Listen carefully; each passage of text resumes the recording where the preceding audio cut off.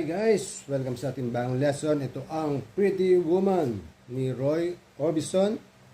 Ni-remake din to ng Van Halen yata ng bandang 80s. Ito ang matututunan nyo ngayong lesson. Pero bago tayo magsimula, kung bago sa channel ito, please pakipindot lang subscribe button, ganoon na rin notification bell para maging updated ka sa mga gagawin bang videos na katulad nito. Okay? Simulan natin. Sa lesson na to, matutunan nyo yung ating intro as chords, strumming pattern. Simulan natin muna sa intro. Magsisimula tayo sa 6 strings, 2 open, tapos 4th fret, isa,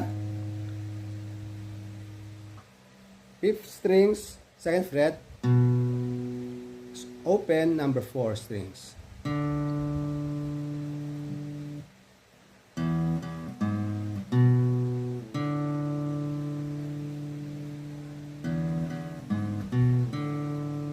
Okay?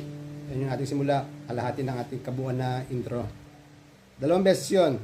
Gawin natin.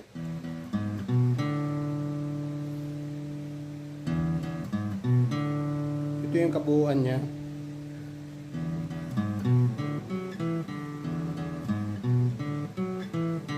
Ang nadagdag lang sa 4th strings, 4th fret, 2nd, tapos open. Okay, dagdag nyo sa nakuha, tinuro ko kanina.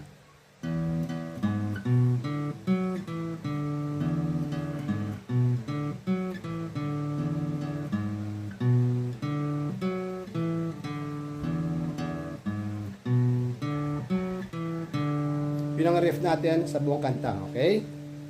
Dako na tayo sa verse. Chords natin, nandiyan naman A, F sharp minor,